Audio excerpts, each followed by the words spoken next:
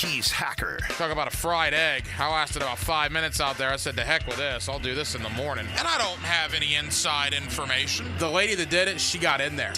She made it happen. And he doesn't shy away from opinion. And I do enjoy drinking cold beer at ballparks. So if that makes me a baseball fan, then I'm a diehard baseball fan. It's Hacker After Dark on 1010XL. And a very good Wednesday evening to you, Jacksonville. It is Hacker After Dark, 1010XL, 92.5 FM with Dylan Denmark. The Hacker Ryan Green with you. Glad you are with us on this 10th day of July. That means, ladies and gentlemen, 1 month from right now, you will be at Everbank Stadium watching the preseason opener for the Jacksonville Jaguars, which is Saturday night, August the 10th. We are 1 month away. We are 2 weeks away from the first training camp practice. The Jaguars will be on the field Wednesday, July 24th for training camp practice number 1. We will certainly discuss a lot with the Jacksonville Jaguars tonight. My buddy Ryan Fowler of Bleacher Report will stop by in less than 15 minutes. And we'll talk not only some Jags, not only Trevor Lawrence, but we'll talk the AFC South and the AFC as a whole with Ryan Fowler of Bleacher Report. That comes up in about 15 minutes or so. There's also some college football to get into. We are 46 days away from the college football season kicking off with Florida State and Georgia Tech. And as a matter of fact, next week is SEC Media Days. We'll have complete coverage of that here on 1010XL and 92.5 FM. And with that, I'm going to welcome a new guest tonight.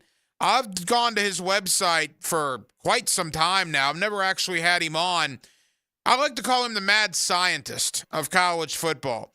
KFordRankings.com. His name's Kelly Ford. He is the analytics, decimal points, algorithms guy when it comes to college football. I mean, he puts percentages on everything. He puts his algorithms on everything when it comes to college football. If you like the Pro Football Focus sort of stuff, you'll love Kelly Ford and KFordRankings.com. He will come on to talk about Florida and that ridiculous schedule, to talk about Florida State's chances in the ACC. We'll also throw in a little bit of Georgia, a little bit of Miami as well. That comes up towards the top of the 9 o'clock hour. So it's all football all the time here on a Wednesday night edition of Hacker After Dark. And as always, Jacksonville, we are glad you are choosing to spend part of your Wednesday evening with us. Every night here on HAD, we give you a big deal of the night. And Dylan Denmark, let's do that right now. Time now for the big deal of the night. What's the big deal? What is the big deal? No big deal. It is a big deal. On Hacker After Dark.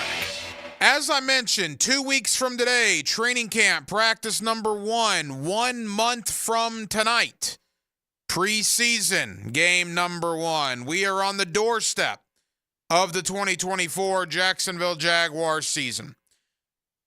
And now I got a question for you. It's been 6+ months, right? You got to go back to January 7th to the season ending in Nashville and the collapse of losing 5 out of 6. We haven't talked much about 8-3. There's no reason to talk about 8-3. The Jaguars were not that 8-3 football team when the season ended. So my question is, what were the biggest issues in that collapse? The loss to Cincinnati, the loss to Cleveland, right? The loss to Baltimore, the loss to Tampa Bay, the win against what was equivalent of a high school team in Carolina, and then finally the loss to Tennessee to cap it off, losing 5 out of 6 and missing the playoffs. What happened? Why did it happen? What were the issues? Well, I think it's easy to say injuries played a big part in that, and I would agree. You know, not only Trevor Lawrence, who battled through those injuries and played a majority of those games, but the Christian Kirk injury was devastating to the offense. Zay Jones played sporadically. I mean, that Tampa Bay game, Trevor Lawrence was out there throwing the ball to Calvin Ridley, Jamal Agnew, and a bunch of guys who had never really done anything in the National Football League. It was bad timing for those injuries to occur. But if you take the injuries out of it, on the field-wise, why did the Jaguars lose 5 out of 6? What happened? Well, I think you could point to the offensive line, right? Trevor kept getting annihilated back there. Travis Etienne was getting hit every time he touched the ball in the backfield. The offensive line was awful in the last month and a half of the year. I think the big culprit on defense was the secondary. Again, awful. When Jake Browning looks like Brett Favre, and when Joe Flacco in 2023 looks like the Joe Flacco of 2015 in back-to-back weeks, that's a problem. The Jaguars secondary couldn't stop anybody towards the end of last year. In fact, the entire defense was terrible, which is why Mike Caldwell and most of that staff got fired. But I think those were the two biggest culprits. You could also point to other things if you take injuries out. This is just simply on the field. But I think the offensive line and I think the secondary were probably the two biggest issues as to why that collapse happened. So my question to you tonight, 2 weeks out from the first training camp practice, 1 month out from the first preseason game, have those two issues in particular been corrected? Is the offensive line better now than it was when the season ended? Is the secondary now better than it was when the season ended? The offensive line's got a brand new center in Mitch Morse. They got a guy in Ezra Cleveland who knows what he's doing now. He was only here, 7 or 8 weeks last year after the trade. You got Anton Harrison entering year number 2. You got, for right now, a healthy Brandon Sheriff, and Cam Robinson is not facing a suspension. So, yes, I think the offensive line is better now than it was when the season ended. The secondary, I'm not sure. I think it might be a push. Rayshawn Jenkins for Darnell Savage. Darius Williams for Ronald Darby. Trey Herndon, Jarian Jones. Again, I don't know if it's better. I don't believe it to be worse. It would be hard to be worse. The secondary was terrible at the end of last year. That's the goal of any offseason, as we talk about, to improve on your flaws. And to me, the two biggest flaws in that collapse, outside of the injuries, of course, were the offensive line and the secondary. I think your offensive line is improved. I think your secondary is probably improved. I can't go as far as to say definite yet. I got to see how those pieces all fit together, but I can say clearly that the secondary isn't any worse than it was at the end of last year. And you can say that basically for the entire roster. Again, when the 53-man roster comes out in late August, right before the season starts, you're probably talking 40% of this Jaguar roster will be brand new. Either free agents or draft picks. You're probably looking 15 to 20 guys that were not here in 2023 will be on this 53-man roster in 2024. That's a lot of turnover, man. There is absolutely no question about that. I think change needed to happen. I think change is a good thing, particularly when your season ends the way the Jaguars' season ended last year. I'm not faulting them for that much change, but there is no doubt that training camp is vital because you got a lot of new pieces. You got a lot of new players that need to gel, that need to mesh, build that cohesiveness, whatever verbiage you want to use. Training camp is always vital, but this year especially with so many new guys, it's really vital. And I do wonder, because of so many new pieces on offense and particularly on defense, if we maybe see the starters in the preseason more than we have. Will we see the offensive line get out there and play a little bit together with Mitch Morse now at center? Will we see the starting secondary get out there and play a little more than they normally would? Because you got to work in Darnell Savage, Ronald Darby, Jarian Jones, guys of that sort. It'll be interesting. We'll start getting some answers to that in the coming weeks. Again, training camp 2 weeks away. The preseason opener 1 month away. More on the Jaguars coming up in less than 10 minutes. Ryan Fowler has covered the NFL for years, Draft Network, and Bleacher Report. We'll talk Jags, AFC South, and more with Ryan coming up here on Hacker After Dark. A couple of pieces of news that happened earlier today. Greg Berhalter out as the head coach of the men's national team for U.S. Soccer. I hate when anybody gets fired. I don't want anybody to get fired, right? We always have to say this caveat. There's always a caveat to this. Dave Caldwell was a great guy, and he was a great guy. He was a terrible general manager. He was awful. One of the worst GMs ever. Gus Bradley is a great guy, and Gus Bradley is a great guy. Absolutely. He's a terrible head coach. Didn't do a good job. Doesn't mean you're not a good guy. You just didn't do a good job. I don't doubt Greg Berhalter is a fantastic dude. I've never met him personally, but I'm sure he could be potentially salt of the earth. He was a terrible coach for the men's national team.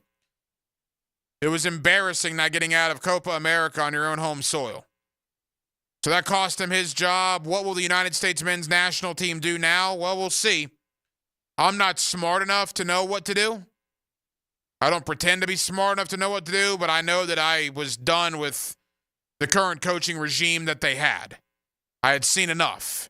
And apparently they have too, because they make the change earlier this afternoon. The interesting thing is the United States, really, I don't know if there's a Gold Cup next year or not. Maybe somebody can tell me on the text line, designed by Lifetime Enclosures.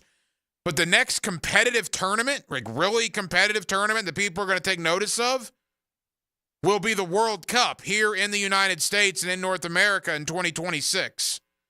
And keep in mind, the U.S. does not have to qualify for that because they are one of the host nations, along with Mexico and Canada.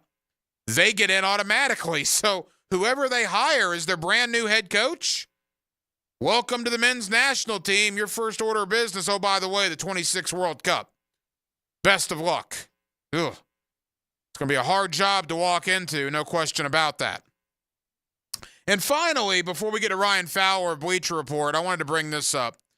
I mentioned this last week, but man, it really was more evident last night when I watched this. That off-season Hard Knocks that HBO is putting on with the New York Giants is absolutely spectacular. It's spectacular. Now, I'm not one to normally commend shows like that. I thought the in-season Hard Knocks was kind of blah. The training camp Hard Knocks I've always liked, but it kind of is what it is at this point. If you guys have not watched this off-season Hard Knocks on HBO, they're 2 episodes in. I think they got 2 episodes to go. It is incredible. I mean, last night, the access you're given, they're at the Combine in Indianapolis. It's the Giants, so it's Brian Daboll, the head coach, and I believe, what's his name, Joe Shane, the GM. And Shane's in the Giant box in Indianapolis, staring with his binoculars over at the New England Patriots. Now, keep in mind, this was before the draft, and saying, hey, I got to walk over there. I got to talk to these guys.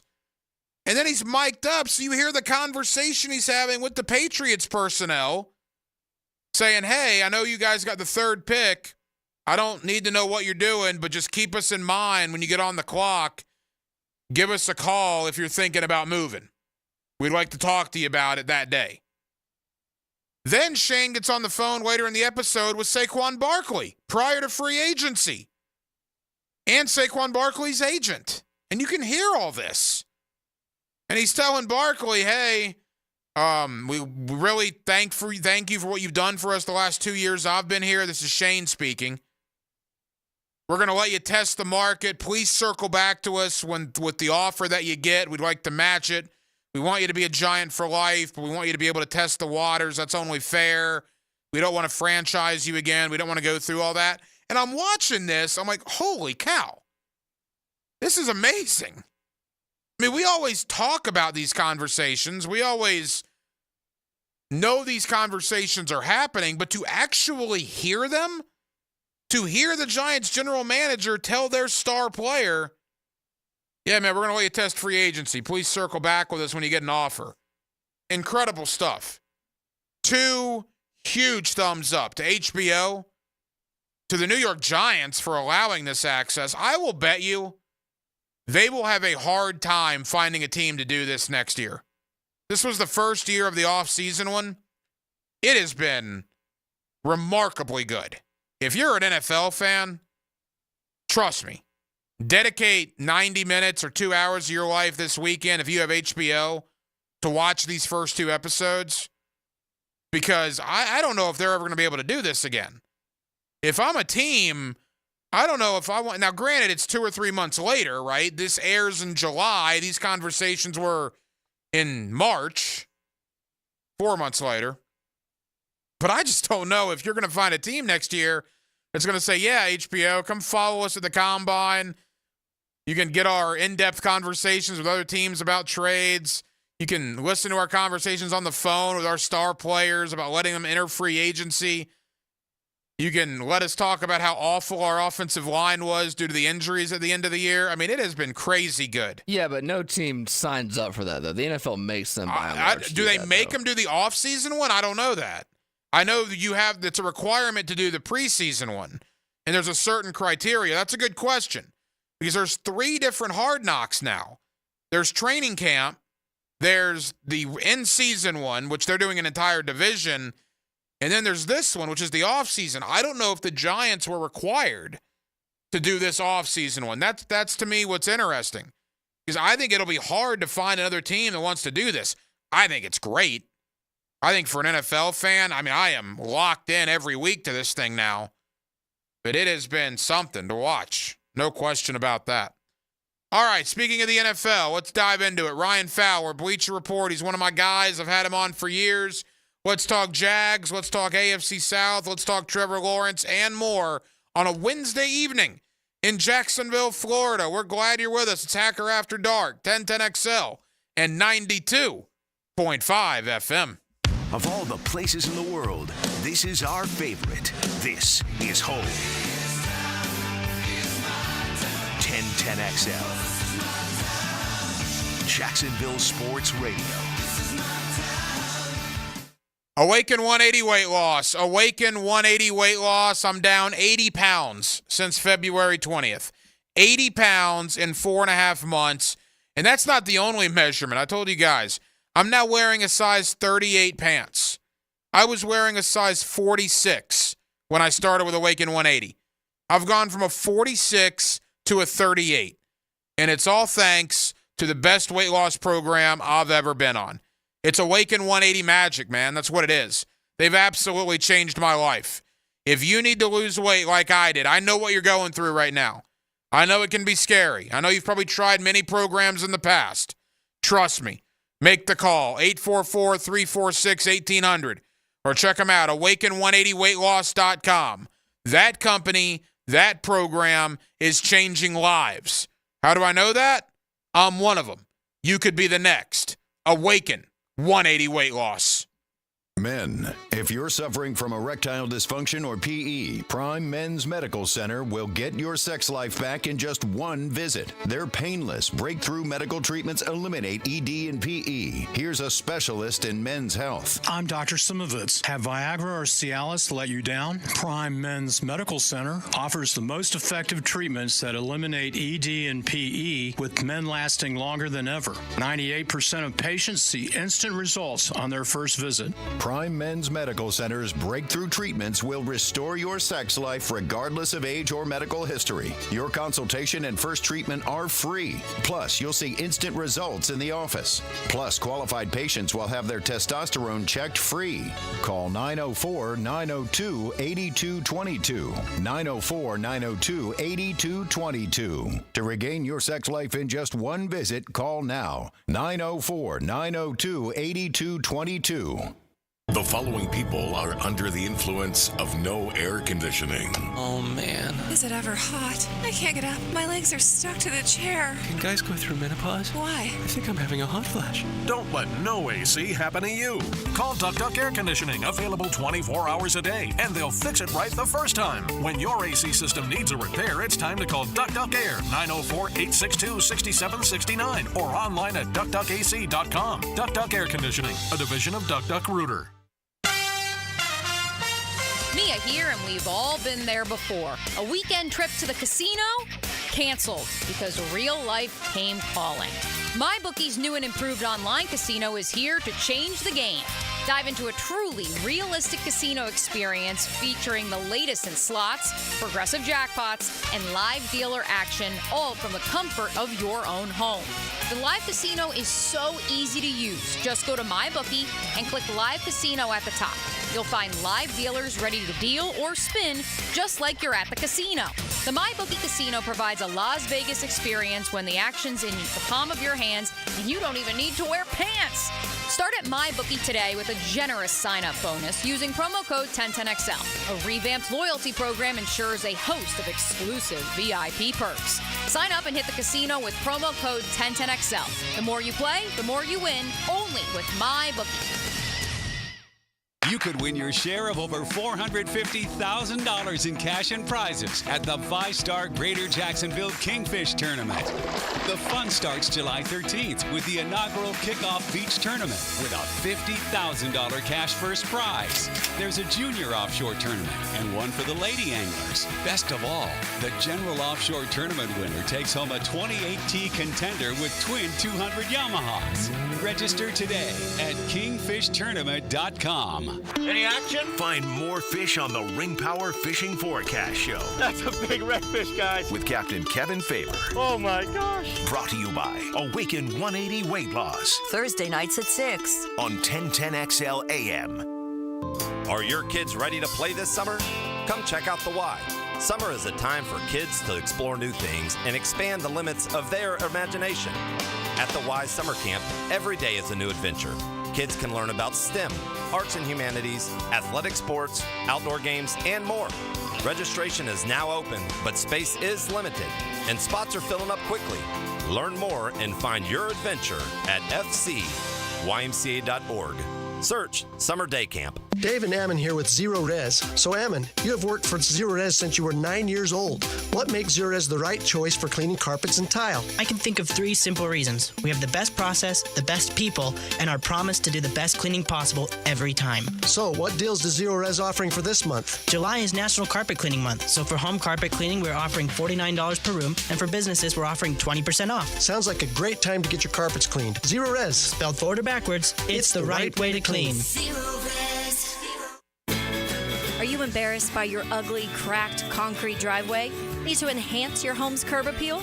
StoneCore on Phillips Highway is your one-stop shop for all your outdoor needs. Replacing with new stone pavers will transform your driveway into a stunning work of art. Say goodbye to unsightly concrete and hello to beautiful, durable pavers that last for years. Visit StoneCore today and let's beautify your home together. StoneCore.co. We do outdoors better.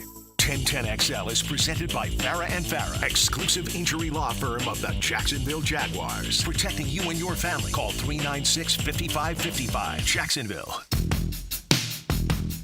Hacker After Dark on 1010XL. Back here on 1010XL and 92.5 FM in the city of Jacksonville. We are glad you are with us as we are on the doorstep of training camp. Boy, it seemed like the offseason flew by. There was certainly a lot of news here in Jacksonville, a lot of news around the rest of the AFC South as well. Let's talk about all of it with my buddy Ryan Fowler. He does a terrific job covering the NFL for Bleacher Report, and he's always kind enough to join us here on 1010XL. Ryan, I trust your summer has gone well, man. How are you? Absolutely. Always going well. Always enjoying the warm summer months, Ryan, with football, right around the corner, and always appreciate you having me on. Yeah, man, absolutely. You and I spoke right after the draft, so it's been a little while since we chatted. And look, one of the big stories since that time was certainly the contract extension for Trevor Lawrence here in Jacksonville.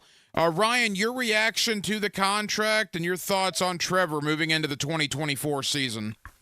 Yeah, I think it's well-deserved for Trevor. Now, I know obviously last year in Jacksonville, their expectations were simply not met, especially coming after the 2022 season where he had threw 25 touchdowns and 8 interceptions and had the best quarterback rating of his career. And expectations, again, are lofty for 2024, just specifically considering what the division around the Jaguars and how it's quickly changed, of course, with the success of the Houston Texans in 2023. And I think you look around the league, Ryan, and all 32 teams are always trying to find their guy. It's either you got a guy or you're looking for one. And obviously, Shad Khan, Trent Baalke, Doug Peterson. Obviously, you just watch Trevor Lawrence play football here in his first 3 years of his career, and you look at the kid, and he's just a guy that you build your franchise around. And I really do think that even though he has been in the league for 3 years and he's already established himself for me as a top 10 quarterback in this league, I think his best football is still to come down the road, where the game is going to continue to slow down. He deserves all the money that they gave him. Hopefully, he plays that 5-year extension out in Jacksonville, and hopefully potentially gets another one for the long term with the Jaguars. But overall, I think it's well deserved. I think he's the guy for both the now and the future, considering what they've done to build around him. Obviously, bringing in a guy like Brian Thomas Jr. this year in the first round is going to be an exciting pairing with him. So first, I just think it's well-deserved, Ryan. I think he's a sensational football player. I think he's obviously a piece for the now and the future in Jacksonville. Ryan Fowler of Bleacher Report. Ryan, I'm curious, a guy that covers the league nationally like you do. It's been such an off season here in Jacksonville. The Josh Allen, or I guess we should say Josh Hines Allen extension, the Trevor Lawrence extension, and the stadium deal here in Jacksonville that will lock the Jaguars in for the next 3 decades and presumably even longer than that. It just needs NFL owner approval in October. I've been told that's basically a formality. What's your thought on that? I mean, obviously the London talk circulated around this team nationally. We always thought that was nonsense here, and I'm happy that the local guys were proven right in that regard. But what has been the talk about the Jaguars most likely remaining in Jacksonville now for decades to come? Yeah, I'm glad to hear it. I think the, football, as it has always been, has always just remains, in the United States as far as where each team's home base is, if you want to call it that. And I know the game is going international. Games are everywhere. They're in Brazil, of course, this year with the Eagles kicking off in week 1. You always have games in Europe. And I know that talk has been for a long, long, long time, as you mentioned. But I'm glad to see just the Jacksonville Jaguars put money into a brand new stadium, a modern state-of-the-art stadium. It's well overdue, in my opinion, as it is for a lot of franchises around the league as far as just getting a new complex. There's some college programs out there, as you know, Ryan, down there in SEC country that are nicer than some NFL teams here in the NFL. But it's good to see Jacksonville. I think they're absolutely, going to stay in Jacksonville for the long haul. I'm excited to see it. And I think this is a team, obviously, right now, to where, as I mentioned earlier, the expectations are lofty. This isn't a team to where it was just a couple of years ago where it's, we'll work back to relevancy. We'll try to get back on the track towards things. They're expecting a potential division title this year, even though everyone's excited about what Houston could be, not just in the division, but in the entire AFC. And I think that's going to be able to, in a city like Jacksonville, to where it's maybe an overlooked type of city, if you will, in the state of Florida, considering what the state of Florida is. But overall, Jacksonville is an exciting franchise. There's exciting players on both sides of the ball, and it's really a franchise on the upward trend if you look around the league for teams to really get behind if you're a fan potentially, but no one follow it. Ryan Fowler of Bleacher Report here with us on 1010XL in Jacksonville. All right, Ryan, final Jaguar-related topic before we branch out into the rest of the division. Look, the final 53-man roster, we won't know it for another month plus, obviously. The end of August is when that'll come together. But I got to tell you, man, just doing a rough head count during OTAs, mini camp, and then when we start training camp here in just a little bit, the Jaguar roster is probably going to be 35%, 40% different from where it ended on January 7th last year in that loss to Tennessee. There has been a ton of turnover on this roster on both sides of the ball, including, obviously, a brand-new defensive coordinator in Ryan Nielsen. So certainly training camp is vital for every team, but when you have a roster with this much newness, if you will, it's going to be vital here in Jacksonville. Oh, I completely agree. I mean, you have a lot of new faces and new places and a lot of moving pieces. Sometimes it does take a little longer to get your feet wet, if you will, as an organization. And I think training camp is going to be big. I know we all like to get excited about seeing a lot of the rookies in T-shirt shorts. Of course, you're seeing the young new quarterbacks and Caleb Williams, Jaden Daniels, people getting excited about them. But once the pads come on, Ryan, is really where you get to see guys like Javon Foster compete, Mason Smith in the middle of that defense. And my eyes really turn to the secondary because obviously this is a spot to where Jacksonville flat out had to add talent. Maybe they added it a little bit later than many expected, but both Jerry and Jones and DeAndre Prince are both guys, specifically with Jerry, who have had a privilege to really get to know in the pre-draft process leading into 2024, is somebody that I think can play in the inside and out, and he'll tell you that himself. And even though they brought in Darnell Savage, you just look at this Jacksonville team, and there are so many new faces, but you look at the fundamental talent of both the rookie class and the free agents that they brought in, not just this year, but in the last few years, where they obviously have not been shy in paying. I just think it's a group that is a little bit overlooked right now, just considering we've talked about them for the last 2, 3, 4 years as far as being that AFC South favorite, if you will. And again, all the attention's on Houston. I just think this is a team that will absolutely not just compete this year, but we get to December, we get to January football, and I simply won't be surprised if Jacksonville were to win the AFC South this year. You know, you mentioned Jarian Jones, OTAs, rookie minicamp, again, helmets and T-shirts and shorts for the most part, and sometimes not even helmets, sometimes ball caps. But Jarian Jones was out there doing some things, so I agree with you. I cannot wait to see him when the pads come on here in just a little bit. All right, let's branch out to the rest of the division. Again, Ryan Fowler of Bleacher Report. You mentioned Houston. They're clearly going to be the favorite coming in. They probably won the offseason, right? I mean, you can't argue. Daniil Hunter, Stephon Diggs, Joe Mixon, Danico Autry, just to name a few. I would caution them that Jacksonville was the overwhelming favorite a year ago, and that didn't work out too well here in Duval County.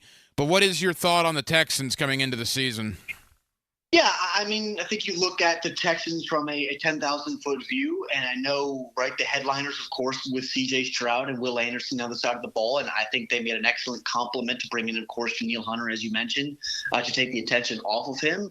But they also added Stephon Diggs in this wide receiver core that I think is going to just allow Nico Collins to continue to thrive. What do they really have out of John Mechie as a guy that can play inside out? And obviously they brought in a guy like Joe Mixon to really be that RB1 and allow Dameon Pierce. It was interesting. A lot of questions as far as what he was last year, really uninvolved.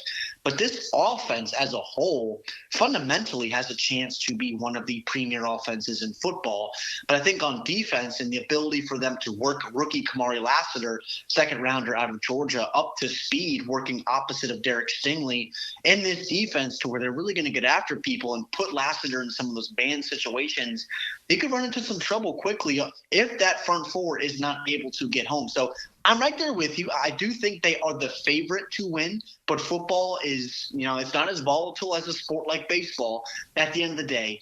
But the talent is fundamentally there. But I will never look at a team's depth chart or on a spreadsheet and say that, hey, this team should win this or win that. Because at the end of the day, Ryan, and as you know, you got to line up head-to-head each Sunday, compete with the man in front of you, beat that man, and as the 10 guys around you on either side of the ball. So fun team, lots of talent. Love what DeMeco Ryans and C.J. Stroud, really what they built in Houston.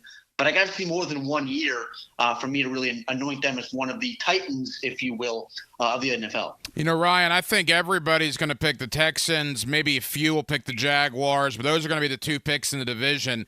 I look at Indianapolis. Now, they didn't do a lot as far as bringing in outside free agents. They kept their own guys like Kenny Moore, Michael Pittman Jr., Grover Stewart, just to name a few. It all comes down to Anthony Richardson. Now, again, he played 150 snaps last year, but that roster was a dropped fourth down pass away in Week 18 for maybe winning the division last year. As much as people talked about DeMeco Ryans in Houston, I thought the job Shane Steichen did in Indianapolis was spectacular with a backup quarterback, having them in that position. Indy, to me, is a very sneaky team coming into the year, assuming Anthony Richardson stays healthy. I agree, and I think that is the biggest point for the Indianapolis Colts this year, Ryan, is the health of Anthony Richardson. Now, we can sit here and talk about a lot of different positions, a lot of different headliners, and all different franchises as far as just the fundamental principle of staying healthy. But what Anthony can be from a ceiling performance perspective is really top 3-4 quarterback in the league. I think he is as talented as a quarterback that's entered the league fundamentally in the last 6, 7, 8 years. He has all the potential, both with his arm and with his legs, to be whatever he wants to be. But if he can't stay healthy, the ceiling of this Indianapolis Colts franchise is ultimately going to be limited. And I actually really do like that the team went out and signed a guy like Joe Flacco, considering obviously what he did in the past with Baltimore and what he even did last year. So he's not Anthony Richardson, but he's one snap away, and Anthony is unfortunately missed a game or two this year, and obviously that's what GM Chris Ballard would like as far as the utmost extreme for Anthony missed this year. But if everything comes together for them, Ryan, I'm right there with you. Offensively, they have talent everywhere. They added A.D. Mitchell, of course, from Texas. Defensively, of course, they add Latu Latu, my edge one in this class out of UCLA on day one to pair with a guy like Kwity Paye and Samson Ebukam. The talent is there. Now it's just putting it together, and I'm right there with you as far as with Shane Steichen, because I think he was an underappreciated job last year, considering all the attention, as you mentioned, what the Houston Texans did in that division. Final moments with Ryan Fowler of Bleacher Report. Ryan, that takes us to Nashville and the Titans, and look, they spent $1 billion in free agency. There's no doubt they had money to spend, and they used it. Calvin Ridley, Tony Pollard, L'Jarius Sneed, Chidobe Awuzie, Lloyd Cushenberry, Kenneth Murray. I mean, you can keep going. They brought in a lot of dudes. It's going to come down to Will Levis. Still have some questions about their offensive line. I think their linebackers are lacking as well. There are holes on this team. But how competitive do you think Tennessee will be in the South? Could they shock some people? Yeah, I think if everything comes together, of course, I think they could shock some people. You're bringing in Brian Callahan. It's going to be an offensive-minded system. And as you mentioned, Ryan, it's going to be on Will Levis. I just recently wrote an article for Bleacher Report talking about the worst quarterback situations in football, and I had Tennessee in my top 10. It's not that I don't think Will Levis can be an adequate starter.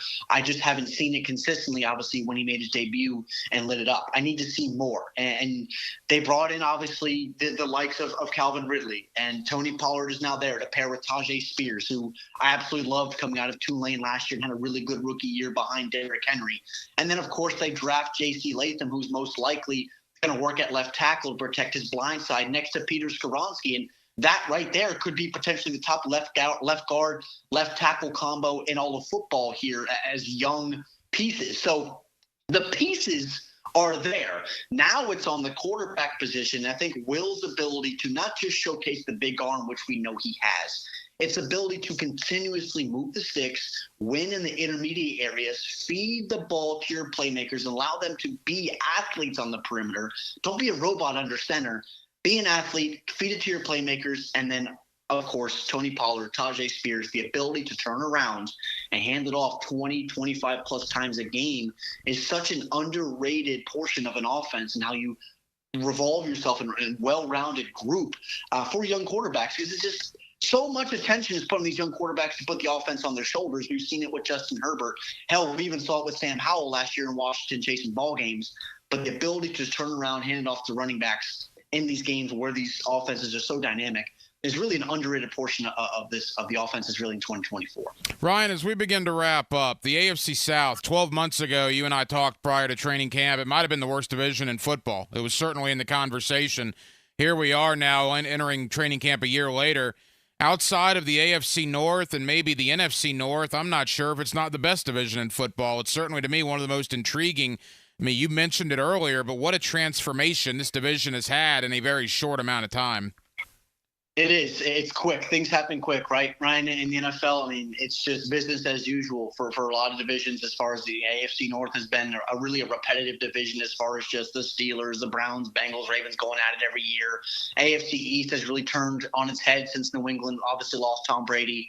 But you look at this division and the competitiveness that really is going to be here for a long, long time because of the young pieces at quarterback. I mean, C.J. Stroud, Anthony Richardson, Will Levis, and Trevor Lawrence. All those guys are, of course, drastically under the age of 30, and they're going to be around for a long time. And I expect them to be in those locations for such a long time. And I do think it is the most intriguing division in football because I think there are a couple teams to where if Tennessee does surprise, if their offense comes together, if some of those pieces, as you mentioned at linebacker, like a Cedric Gray, who they drafted from North Carolina, outplays his draft slot, teams could surprise in this division. And I think all four of these teams, of course, Houston and Jacksonville for me at the top, but everybody, these divisional games, as they are every year, no matter where you are on the totem pole of your conference, but they're going to be uber important this year for the Jaguars to take care of these teams when they can. Not saying go 6-0 in your division, but 4 wins potentially against these teams will really set Jacksonville up And, of course, week 1 against Miami Dolphins isn't going to be an easy test also. Ryan, tell the good folks here in Jacksonville, Bleacher Report, what you have coming up in the coming days and weeks as we head into training camp. Yeah, lots of stuff coming up with Bleacher Report. Also on the Draft Network as well. Scouting reports coming out every day. We are full steam ahead towards the 2025 NFL Draft. And, of course, with Bleacher Report, we're talking rookies, we're talking vets, we're talking most intriguing storylines here these next few weeks heading into training camp. Best part of the year, pads are coming on. Preseason really is right around the corner now, post 4th of July weekend. I'm excited, as I know you are. Ryan Fowler, you can catch his terrific work, the Draft Network, and also with Bleacher Report. Ryan, thank you as always. We'll talk again right before week 1, my friend. Absolutely. Thanks as always, Ryan. There's a new one-stop shop for all things Jags. Subscribe to the 1010XL Jaguars YouTube channel. One-on-one interviews with players, practice footage, podcasts, and more. If you're looking for the best Big Cat coverage around, look no further. 1010XL Jaguars on YouTube. Blue here for the Blue Crab House, located right off of San Jose. It's on Jewington Creek Road. They've been around since 1996. Indoor-outdoor dining. Also, takeout is available at the Blue Crab House. Open 4:30 to 9, Tuesday through Saturday. Sunday, noon until 9. Remember, Tuesday, $2 margaritas. Wednesday, $1 oyster night. How about the blue crabs? How about my personal favorite, the Canadian snow crabs? Whatever it is that you fancy, you get it right there. The Blue Crab House. She posted about us just now. Celebrities can't get enough of Bianna's bespoke skincare line. She has 147 million followers. How do we monetize? She needs a social media associate to help her with the hype. We should repost this. Do we need a hashtag? Indeed can help her hire great people fast. I need Indeed. Indeed you do. You can schedule and conduct virtual interviews all from your employer dashboard. Visit Indeed.com/credit and get $75 towards your first sponsored job. Terms and conditions apply. Bueller Aaron Plumbing presents Are You Cool? Today's challenger, a paint color namer from Jacksonville, Florida. Meet Irving Stapler. Hi, Howie. So the next round is word association. I'll say a word and you give me the first word you think of. Engagement ring. Jeweler. Gas station. Fueler. Aaron Burr. Dueler. Air conditioning. Wow. Jeez. It's a toughie. Come on, Irv. The sponsor's going to kill me now. Oh, Bueller. That's right, Irv. If your AC is struggling through the summer heat, the first name you should think of for fast, friendly, 5-star service is Bueller Air and Plumbing. The name to know to make sure you are cool. Have a beer, Irv. Cooler. Stay cooler with Bueller. Visit BuellerAir.com. Let's go! Help cheer your Sharks on to victory as they battle the Green Bay Blizzards in exciting IFL football action this Saturday, July 13th, 7 o'clock in the VyStar Veterans Memorial Arena. Now, check out our new family pack. You get 4 tickets, 4 vouchers, and a $25 Al's Pizza gift card. It's a great deal. To purchase yours or to get more information, call 904-621-0700. And ho, ho, ho! Who's ready for Christmas in July? A little Christmas music, maestro? Whether you're on the naughty or nice list, come out and support your Sharks. You never know, you might get a chance to say hi to Santa. It's almost Christmas. All we want for Christmas is a Sharks win. Check out our post-game autograph session and see if the players and dancers are asking for the same present as you. Let's go! Don't miss the fun and excitement of Sharks football this Saturday, July 13th. For tickets, go to jacksharks.com or call 621-0700. That's 904-621-0700. Let's go! Let's go! When they were little, the other girls played with dolls. Aww. They played with footballs. Who's that? Yes, it's us. Helmets and heels. From the First Coast Lighting Studios at 1010XL. Weekdays noon to 2. Some girls have all the fun. Did you know you can charge the all-new Honda Electric Prologue in the same receptacle as your phone? You don't need these special charging stations at your home. Simply plug in your Honda or your phone. See your local Honda dealer now. We're electrified. Hey folks, this is Dave Benyon with my son Ammon here from Zero Res. Ammon, you've been cleaning air ducts for a while now. What are some of the reasons customers might consider getting their air ducts cleaned? There are many reasons. Many times, people suffer needlessly from poor indoor air quality produced by the conditions in their air system. Construction dust, the presence of bacterial growth, and years' worth of buildup all come together to make your air ducts a pretty gross place. If you suffer from allergies, have recently moved, recently remodeled, or have never had your air ducts cleaned, then now is the best time to call. By calling Zero Res, you'll have the peace of mind of knowing that you called the best of the best. Our state-of-the-art truck mount system and top-of-the-line service representatives simply can't be found anywhere else. Google Zero Res and read thousands of 5-star reviews. So what kind of deals can I expect? Just mention that you heard us on the radio, and we'll give you $100 off your air duct cleaning. Wow, that sounds like a pretty great deal. Remember, folks, Zero Res, spelled forward or backwards, it's the right way to clean.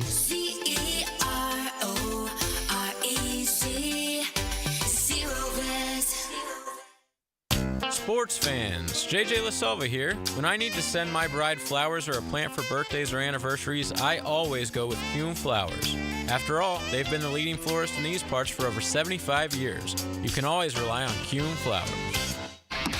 Right now, you may be running a little late, or feeling stressed, or overwhelmed, and you may be going a bit over the speed limit. So to help you relax, exhale. Ease up on the gas. You'll get there when you get there. Take a moment to just chill. This little break is brought to you by Target Zero and the Florida Department of Transportation. Hey, Russell Wilson here, and I know how important exercise is. It's essential. It's essential. With Play 60, United Way and the NFL are helping kids stay active and play at least 60 minutes a day. Healthy kids. Healthy kids. But what this place needs is you. To donate or volunteer, go to unitedway.org/play60 because great things happen when we live united. Donate. Are you guys going to do that every time? Yes, of course. Yes, of course. Brought to you by United Way and the Ad Council. 1010XL is presented by Farrah & Farrah, exclusive injury law firm of the Jacksonville Jaguars. Protecting you and your family. Call 396-5555. Jacksonville. It's Hacker After Dark on 1010XL. 13 minutes before the 9 o'clock hour. We'll take you up till 10 o'clock tonight here on Hacker After Dark. Coming up at the bottom of the 9 o'clock hour, our NFC South preview continues. We've already made stops in Atlanta and in Tampa. Tomorrow night, we will be in Charlotte. Tonight, we'll go to the Bayou, the Big Easy, the New Orleans Saints. My guy Fletcher Mackel, NBC TV out in New Orleans. He's our guy when it comes to the Saints. Not a lot of activity for the Saints this offseason. Dennis Allen, the head coach, probably squarely on the hot seat. We'll see about Derek Carr entering year number 2. Alvin Kamara's not getting any younger. Marshawn Lattimore appears to be happy, and he's going to remain in New Orleans. Saints were a competitive team last year. How will they do in 2024? Fletcher Mackel, NBC TV, out in the Big Easy. He'll join us as our NFC South preview continues. Coming up in less than 15 minutes, Kelly Ford, KFordRankings.com. We're going to get into that with KFordRatings.com here in just a moment. And I'm going to tell you about Kelly and the job that he does. Quickly, to college football. I don't know if you guys saw this or not earlier this afternoon. The Gators got a commit, which is a good thing because it had been quite a while since the Gators had gotten a commit. Boy, Florida State and Miami have absolutely been cleaning up in recruiting, Miami in particular. I mean, they are just doing an incredible job with their 25 class. But Florida got a 4-star linebacker this afternoon, Miles Johnson. Was originally committed to Alabama. He's from Bruton, Alabama. Chose the Gators over LSU, Ole Miss, and Washington. He's ranked as the top 25 linebacker nationally, so good for Billy Napier and the Gators securing that commitment. But again, with what Florida State's doing, with what Miami's doing, Florida, not great right now as far as recruiting, but they did get one today. Denmark Media Days is next week. All the SEC coaches will be there. Every school is going to bring 3 players. It's going to be in Dallas. It's kind of a welcome for both Texas and Oklahoma. As we enter the 2024 SEC slate, obviously we spend so much time on the Gators and on Georgia. Other big storylines that you're personally looking at as the SEC season approaches, maybe outside of the Gators and the Bulldogs? Specifically with the SEC, not really that much. I'm really looking more toward like what the playoff is going to look like, and how the season's going to unfold, how it's going to feel. When your team loses, it's not going to feel as important as it was before. 10-2, 9-3, does that get you in? Probably. Does a really good 8-4 team get you in the playoff? Looking at a lot of schedules like Miami, we were looking at it the other day. Them going 10-2, they could probably make the playoff at 10-2. Utah's got a really easy schedule. I'm more really, my main focus is really toward the playoff and what that's going to look like, because that's something that we've never seen as compared to, specifically in the SEC. It's funny you say that. Kelly Ford, KFordRatings.com. He's analytics. He's decimal points. He's algorithms. He's mathematics. He is an analytics guy. I call him the mad scientist of college football. I really enjoy his work. He does a lot of podcasts, and I wanted him to come on because he had a couple of thoughts on the Gators, the Seminoles, the Bulldogs, and the Hurricanes he's going to share with you. I'll give you a little tease. You mentioned what record will it take for a team to get in the 12-team playoff. And again, Kelly Ford is not the gospel, but he knows an awful lot about these number systems and how things are going to be, dissected and things along those lines. He told me the only team in America that has a shot of getting in the playoff at 8-4 would be Florida, just based on that strength of schedule. 8-4 is probably not going to be good enough. I don't know if 9-3 will be good enough. I don't think 9-3 will be good enough in the ACC or the Big 12. I do think 9-3 potentially could be good enough in the SEC or the Big 10. Any team that goes 10-2, 11-1, or 12-0, I think gets in. I would be shocked if there's more than 12 teams that are 10-2 or better. If there is, somebody's going to get left at the altar, which would be unfortunate. But I do think that 10-2 almost guarantees you a spot. 11-1 will guarantee you a spot. Obviously, 12-0 will as well. When it comes to the SEC outside of Florida and Georgia, I wonder if the Ole Miss hype is legit. You talk to people that cover Ole Miss, they think this is the best Ole Miss team in decades. Now, they did a great job in the portal. Obviously, Jackson Dart back. Ole Miss thinks they're going to challenge, the Alabamas, the LSUs, the Texas of the world. And the new kids on the block, it's interesting with both Texas and Oregon. Texas in the SEC, Oregon in the Big Ten. You can't let those guys come in and run roughshod, right? You can't let those guys come in and establish dominance in year number one. Yet I get the feeling next week when the SEC media votes on their representatives in the championship game, I think Georgia versus Texas will be the most popular pick. And Denmark, I wonder, because as we all know, and you're an SEC grad, obviously, it just means more in the Southeastern Conference. What would the reaction be if Texas marches right into the SEC in year number one and makes it into the SEC championship game? I think that's what's expected. I think the matchup, that's number one, and then Georgia-Bama's number two. If you had to expect a SEC championship, it's just because Texas has the returning quarterback and a lot of their returning guys. You look at elsewhere, Bama new coach, A&M new coach, Ole Miss is probably, one of those teams that could potentially play in that SEC title. Florida's, probably not going to be there with the schedule they got. Tennessee has a new quarterback. A sneaky team is Missouri. People love Missouri. That is true. That is a good point. Yeah, they had a really good year, and they have their best quarterback and receiver, Luther Burton, coming back, who are both going to be there representing for Missouri. I don't know what it is about Missouri. Maybe it's geographically, but you almost forget they're in the SEC every once in a while. Well, yeah, they were never – think about the amount of time – how many years they've been in the SEC now, and how many times they were in that SEC 330 window. It was very few. Very few. No, you're right. It's, they always got buried. I love their coach, Eli Drinkwitz. I think he's great. He's one of the best characters in the SEC. And when you go to the Big Ten quickly, I think Oregon's going to have the same impact in the Big Ten that Texas is going to have in the SEC. I think when the Big Ten holds their media days, the thought is going to be Ohio State and Oregon. in the Big Ten championship game. Michigan lost everybody and has a brand new coach. Penn State is Penn State. Who's really going to believe in them until they win the big game? And then you got your Wisconsins, your Michigan States, obviously, teams of that sort. Southern Cal and Oregon, to me, are the two most interesting teams outside of Ohio State coming in. Southern Cal will figure out what they do after Caleb Williams, but people love Oregon. People love Dan Lanning. So I think Oregon in the Big Ten, Texas in the SEC, both set to make really big impacts year number one in their respective conferences. In the Big 12, the Arizona schools, both the Wildcats and the Sun Devils come in, as does Utah, as does Colorado. I agree with you. I think Utah is going to be very good. Is the luster off of Deion Sanders?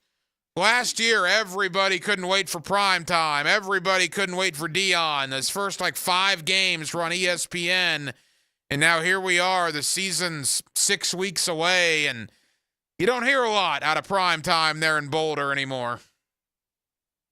No, it wouldn't surprise me if his son goes to the NFL and he stops coaching Colorado.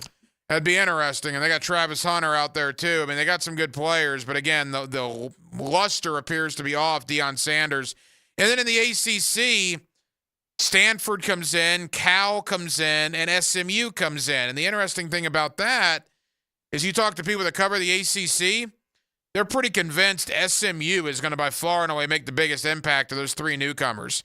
Now, admittedly, I have not really followed the SMU Mustangs all that much, but apparently they got a pretty good team coming back, and Florida State, I believe, plays them this year. So we'll see what happens there.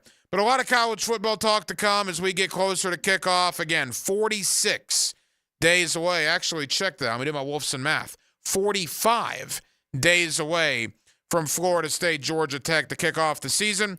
Let's talk college football. Let's talk Seminoles, Hurricanes, Bulldogs, Gators, and more with my guy Kelly Ford. KFordRatings.com is his website. If you like the analytics, if you like the numbers, if you like the percentages, you'll love Kelly Ford. He's a mad scientist when it comes to college football. His website is spectacular, and he is next. On a Wednesday evening in Jacksonville, Florida, we're glad you're with us. Tacker After Dark, 1010XL and 92.5 FM. No, 1010XL takes you inside the program director's office with Dan and Jeff. Get out of here. What? Mornings. You need me more than ever. Get out of here. On 1010XL. I fired you. Come on. This is me. Now you can watch 1010XL shows all day on X, Facebook, and YouTube. Brought to you by MyBookie. Experience Vegas from the comfort of your phone anytime, anywhere. Sign up today. Use promo code 1010XL. Rick Ballou for Carlson Dental. You know, I've been telling you this for quite some time because it's true. I hate going to the dentist, or at least I used to hate going to the dentist. I had total anxiety, and then I tried sedation. Light sedation for cleaning and deep sedation as well for cavities and root canals. Folks, it's an incredible experience. So don't be nervous. Don't be scared. Go to CarlsonDentalGroup.com. That's CarlsonDentalGroup.com for all of your dental needs.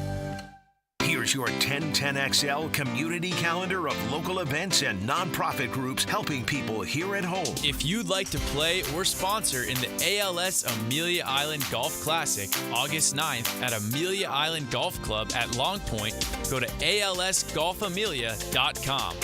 Help make Jacksonville safer and play a round of golf at the First Coast Crime Stoppers Golf Tournament, October 21st at Amelia River Club.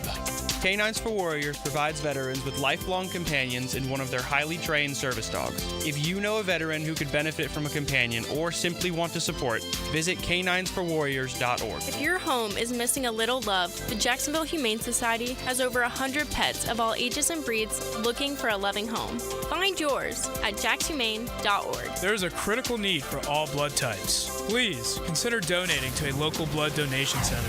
You can find out how to share your community event at 1010XL.com. If you are an experienced electrician looking for your next big opportunity, look no further than the Millard Electric Company, a trusted name in the industry for over 96 years. At Millard Electric, we tackle the biggest projects in the city, offering you the chance to showcase your skills on a grand scale. We believe in rewarding hard work with the best pay, top-notch benefits, and an unbeatable culture where people actually care about each other. Take your career to new heights with Millard Electric Company, Apply today at millercareers.com. Miller Electric, an equal opportunity employer. The flagship station of the Jaguars. WJXL AM Jacksonville Beach. WJXL FM Jacksonville Beach. Hey folks, Curtis Dvorak here. Are you a golfer, a pickleball player, or a concert lover? Well, if you said yes to any of those, join me for the first ever Patriot Games on Saturday, September 21st at the Yards in Ponte Vedra. All proceeds benefit Operation New Uniform, which is a transition training program for service members, veterans, and military spouses. For more information, visit onuvets.org. That's onuvets.org. Hope to see you there.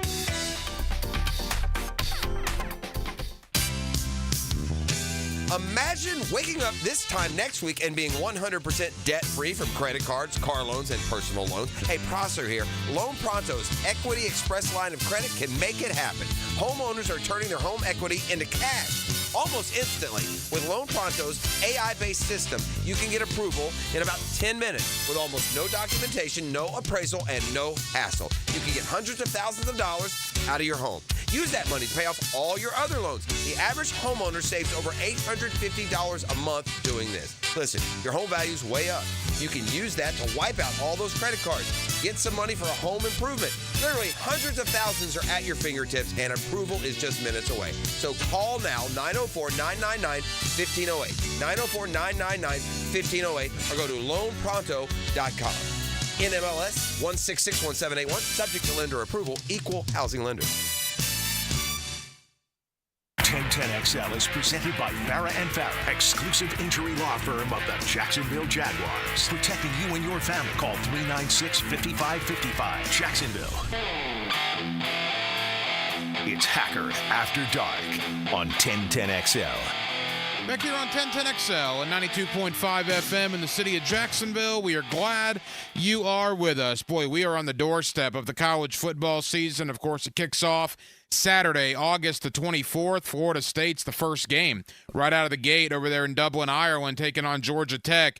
This will be the most interesting college football season of our lifetime. The 12-team playoff, the realignment, and it will be 5 months long. Again, we don't crown a national champion until Monday night, January the 20th. Kelly Ford is who I call the mad scientist of college football. KFordratings.com is his website. The analytics, the decimal points, the number crunching, if that's your sort of thing, Kelly Ford is who you need to listen to. And Kelly joins us here on 1010XL in Jacksonville. Kelly, how you doing? I'm doing well, Ryan. How are you today? Kelly, we're good. Thank you for the time. All right, I'm a fan. For people listening tonight that may not be familiar with your work, let's talk about the website first. I want to get into Florida State with you especially, maybe Georgia, Miami as well. But for people that go to KFordratings.com, Kelly, what sort of things are they going to find about the sport of college football? Yeah, absolutely. So KFordratings.com, it's got all sorts of predictive analytics that I use to generate all sorts of different content in the college football space. So first and foremost, I've got my K-Ford ratings. Those are power ratings. So if anyone's familiar with Bill Connolly's SP Plus or Brian Vermeau's FEI, those are two of the guys that got into this space kind of first and really paved the way for a lot of others like myself. So a power rating system that rates all 134 FBS teams on a points per game scale, where 0 is FBS average. And so using that, you can derive a projected line or a spread between any two FBS teams, applying your own home field advantage that you feel is most appropriate. I have my own, but don't publish those ones. But the power ratings themselves are out there. I also have team projections for every single team in FBS. You know, what's their win expectancy in any given game? Would they have an advantage or be at a disadvantage on the offensive side of the ball, defensive side of the ball? I've got, the last 10 years worth of K-Ford ratings, their offensive unit ranking, the defensive unit ranking, and then specific to this year, what's the percent chance that Florida or any team reaches 6 wins? What about 7, 8, 9, 10? Any win threshold you want. I've also got college football playoff projections up there. So kind of simulating the season using my ratings. What's the most likely outcome and which teams will make the college football playoff? And then some other things that'll be on there during the season that aren't on there just yet. Most deserving rankings. So polls are subjective, and everybody's got their opinion. I try to remove the subjectivity and the bias and just use my power ratings to objectively rank the resumes of every single team that's playing FBS football. I do something I call what if rankings. So what if every single one possession game had the different results, and flip that. So if you lost by 3, you actually win in the what if world. I do most deserving rankings for the what if as well. And then also have some watchability stuff. What game should we be watching week in and week out based on competitiveness and quality of the game? So there's all sorts of stuff at kfordratings.com. And people have said they spend a lot of hours on there, which I appreciate. And certainly it's a labor of love for me. I love it. Kelly Ford here with us. He of kfordratings.com. All right, Kelly, let's get into the Florida Gators. We hear every Gator game right here on 1010XL during the season in the city of Jacksonville. And we've talked about the schedule the entire offseason. That schedule's about to come to life on August 31st against Miami. I'm 40 years old. My memory of Florida football dates back to year 1 of Spurrier in 1990 when I was 7. So from 1990 onward, I cannot remember, Kelly, on paper, a tougher schedule in the history of Florida football, at least what I remember, than what we have in 2024. Would you agree with that? Yeah, I would. And Ryan, you would know better than me going back that far, but certainly in the last 5 years plus, Florida has not, or no team has faced a schedule as difficult as Florida, whether that be Florida or anybody else. The schedule for the Gators this year is incredibly difficult. I'm not sure who did what in Gainesville to anybody at the SEC office, but Billy Napier, now going on year 3, has had 3 really tough schedules in a row, and I think 2024 is the most difficult of the bunch. You know, the schedule's in 2 facets. The final 5 games is absolutely ridiculous. That's Georgia, Texas, LSU, Ole Miss, Florida State. I mean, there's not a tougher 5-game slate in the country for any team than what Florida has. The first 7 to me, Kelly, is interesting. You know, the Tennessee game in Knoxville, I think is going to be hard for Florida to win. I've said all offseason, I think the Volunteer Navy and the Big Orange are going to be ready for the Gators coming to Neyland after what happened last year. So I think that'll be a tough putt. The other 6, I think, are winnable for the Gators, and particularly the 4 home games, Kentucky, UCF, Texas A&M, Miami. To me, that's going to tell the story of the Gator season. What's your thought there? Yeah, I'd agree with you, Ryan. You're absolutely right. That back half, those 5 games to end, like you said, just ridiculously tough. My numbers make Florida a projected underdog in each of those games, but there's a 40+% win expectancy for the home games against LSU and Ole Miss. So I'd say those are gettable. I mean, you could go 1-1 in those games pretty realistically. But if you look at the first 7 specifically, you're right. At Tennessee is going to be the most difficult of the bunch by my numbers right now. A 26% win expectancy for Florida in that game. So just about a 1 in 4 chance to win that one. But every other game in there is a toss-up at worst. I'm looking right off the bat, week 1 against Miami, 53% win expectancy for the Gators. And then week 3 against Texas A&M, 47% win expectancy. So the numbers would suggest that Florida's likely to go 1-1 in those 2 games. But if the Gators can go 2-0 against Miami and Texas A&M, I mean, there's a good chance, I say a real chance, a good chance that you're 5-0 heading into Knoxville. And who knows, you know, it's a rivalry game. Everyone's going to be amped up. And if Florida's 5-0, the juice they're bringing in that game, that might be enough to sway that 26% and turn it into a win. So I think it's critical. How does Florida start the year in the first 3 weeks? Are the Gators 3-0? Or are they 1-2 or somewhere in between, right? So I think that's going to really set the stage for how this season goes, because those last 5 games, I mean, best case scenario, how you hoping to go 2-3? I mean, that would be like really, really good against that schedule of 5 of the top 11 power rated teams by my numbers right now. Couple of more for Kelly Ford. He of kfordratings.com is his website. Check it out. I absolutely love it. Again, we'll tell you about that website coming up in just a bit.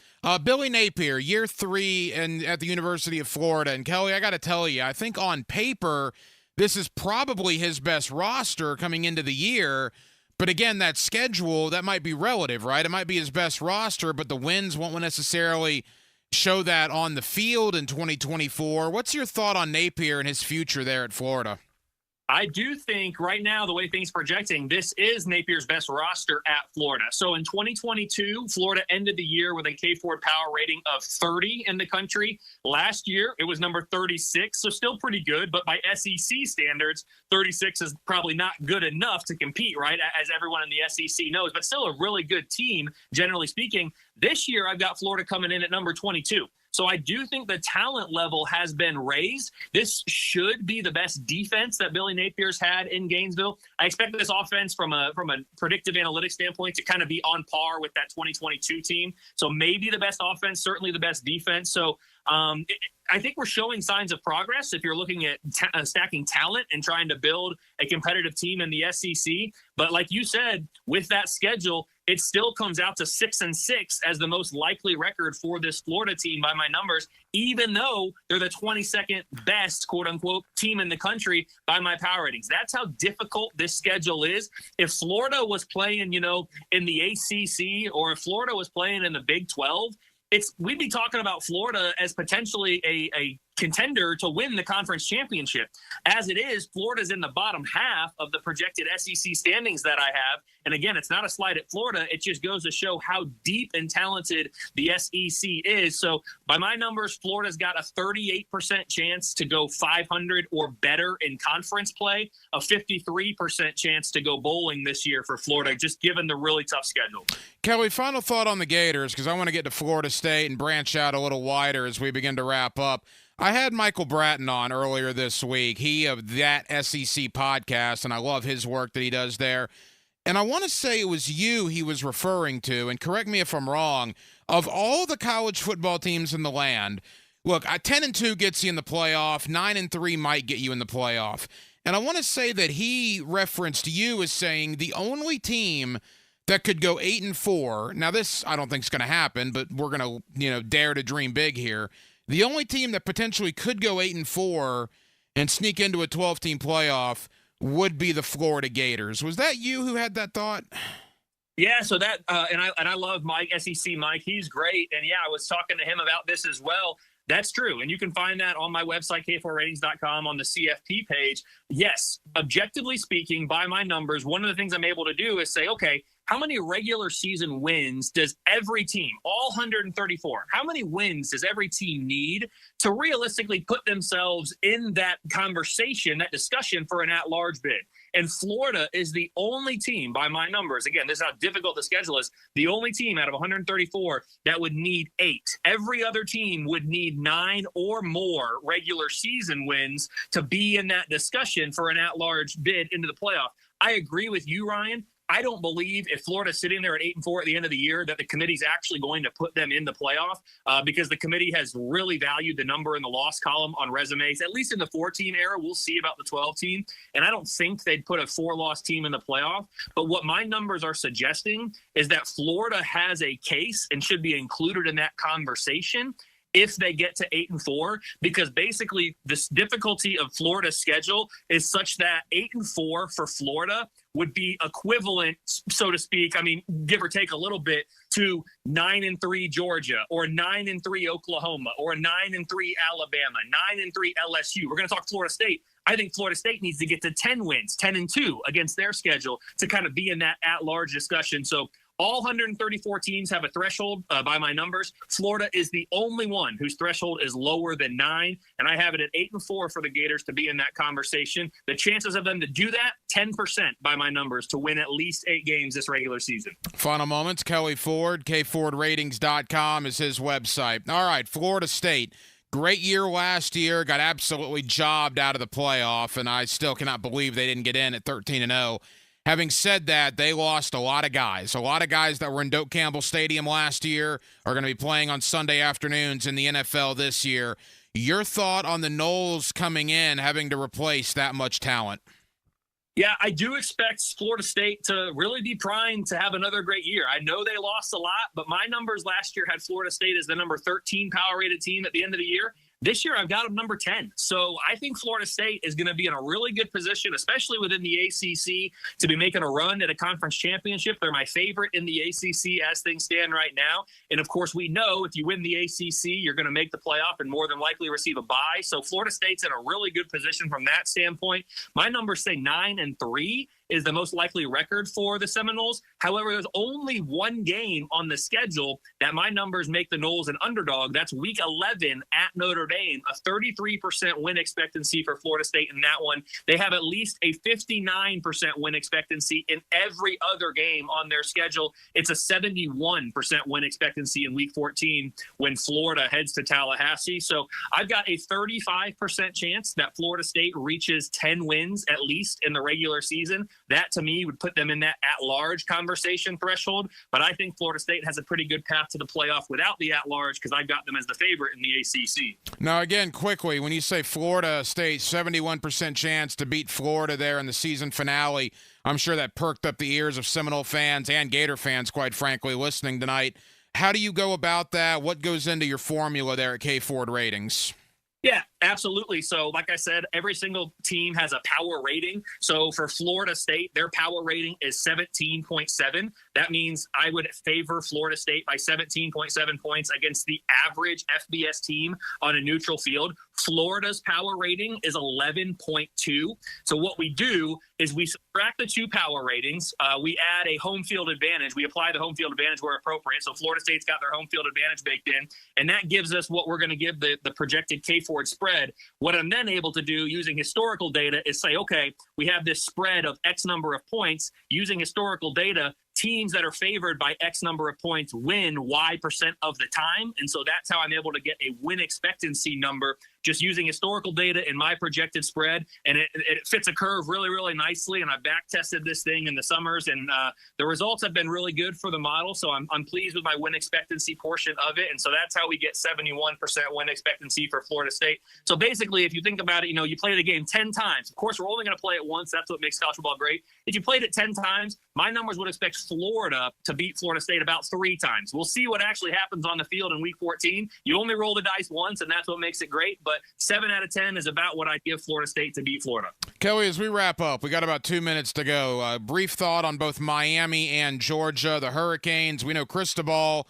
probably needs to start winning this year. They're not going to be happy if they don't beat Florida on the 31st, certainly. And everybody loves Georgia coming into the year. Are you one of those? Yeah, so I'll start with Miami. Miami's a team that I expect to be improved this year. I have them in the top 20 of my power ratings. 9-3 is the most likely record for this team. I think they need to get the 10 wins to be in the at-large consideration. But I think this is a team that I've got projected as one of the favorites in the ACC. I've got them projected 4th right now behind Florida State, Clemson, and Louisville. So I think Miami's going to be a pretty good team this year. I think they should be in the mix for the ACC. They should be just around that conversation for an at-large bid if they can, win one game that maybe they're not projected to win. That could get them there. I've got them projected as an underdog in 3 games at Florida, at Louisville, and against Florida State. But they have at least a 40% win expectancy in all of those. And then for Georgia, what is there to say? This team's really, really good. They're top 5 in offense. They're top 5 in defense. They're number 1 overall for me. I've got a 48% chance to win 11 or more regular season games. They play the second most difficult schedule in the country. Only Florida has a more difficult schedule, but I still project this team to win 11 games this year. That's how good the Georgia Bulldogs are. I think they're going to be in the playoff. They're the favorite in the SEC for me, and they're certainly, I would think, going into the playoff at the end of the year, going to be one of, if not the prohibitive favorite. They're going to be hungry this year, too, after what happened with them last year being left out of the playoff. I'm not suggesting they should have made it. I'm just saying they're using that to fuel them, and I'd watch out for the Georgia Bulldogs this year. For Florida fans, I've got you with a 9% chance to beat Georgia in Jacksonville this year in Week 10. Kelly Ford, KFordRatings.com. All right, Kelly, again, a lot of Gators, a lot of Seminoles, some Bulldogs, some Hurricanes in our city as well. Listening tonight, invite them to KFordRatings.com and what they can expect when they head on over there. Yeah, absolutely. Well, Ryan, I appreciate it. KFordRatings.com, at KFordRatings on X is where you can find all my work. Like I said, team projections for all 134 teams. It breaks it down game by game. It's got season projections. You've got your recent 10-year history of your program. And then if you're interested in the college football playoff, I've got my projected bracket out there, as well as the thresholds that we talked about. You're going to get your most deserving rankings once the season starts, and I'm in the process of posting the watchability scores. What games should we be looking forward to the most this year? So all that and more at kfordratings.com. Absolutely love it. Kelly, I know you're busy. Thank you for taking time out for us tonight. We'll talk again soon, my friend. Thanks, Ryan. I appreciate it. Have a good one.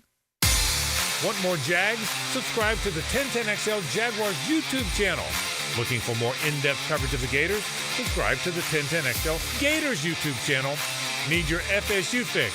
Well, subscribe to the 1010XL Seminoles YouTube channel. Your favorite team, one specific location.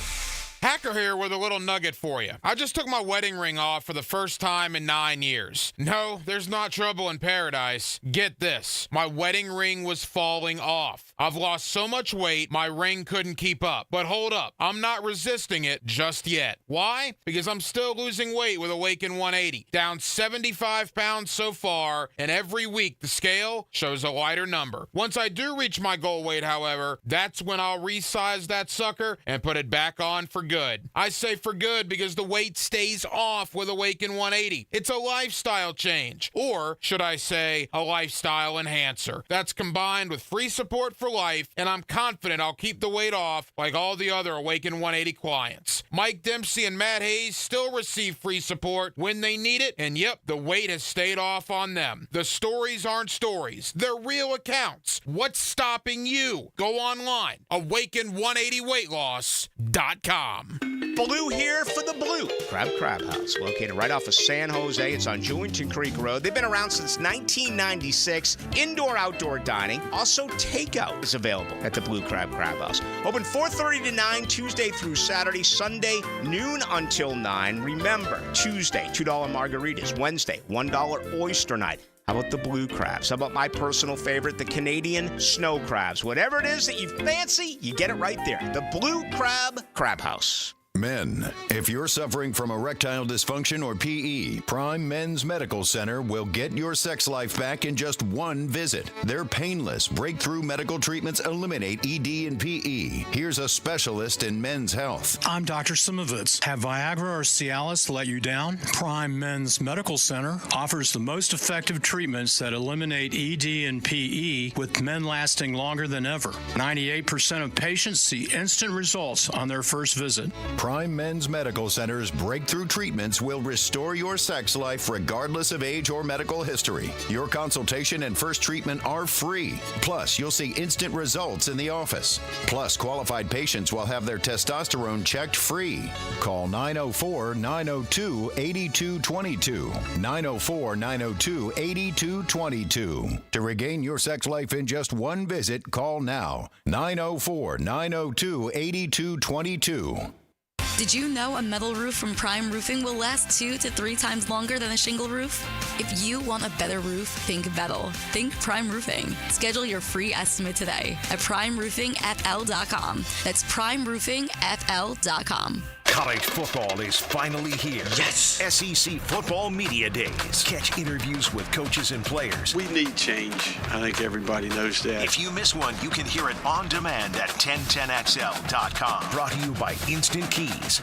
Hey, it's Roger Moore, CEO of Loan Pronto. If you're like me, you're getting crushed by rising costs of everything these days. I get it. It's brutal, and credit card rates are ridiculous and going higher. That's why at Loan Pronto, we launched our Express Equity Line of Credit to bring you the relief you and your family need, using your home, your most valuable asset. We've helped thousands of people like you get fast relief with cash. The average homeowner who does this gets tens of thousands in just days and is able to save $850 per month in overall expenses. I'm talking life-changing money. Your money that you have access to right now. Listen, if you're ready to get control of your finances and get off the hamster wheel, call Loan Pronto. You can get approved for Express Equity Line of Credit in just minutes, and we can get your cash in less than a week. Stop digging a deeper credit card hole today. Call Loan Pronto now. 904-999-1508. 904-999-1508. LoanPronto.com. 904-999-1508. Equal housing lender. NMLS 1661781. Subject to lender approval. NMLS ConsumerAccess.org.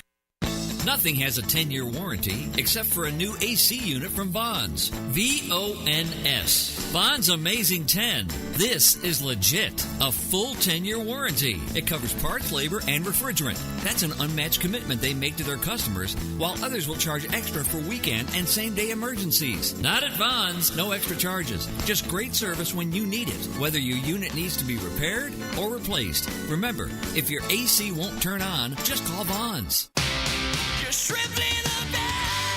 Baseball is back. Jumbo Shrimp Baseball, presented by FIS, takes the field this season at 1-1 Financial Ballpark as the AAA affiliate of the Miami Marlins. Tickets start at just $5, fireworks after every Friday home game, and kids run the bases after every Sunday game. JackShrimp.com. Jumbo Shrimp Baseball, affordable, family fun.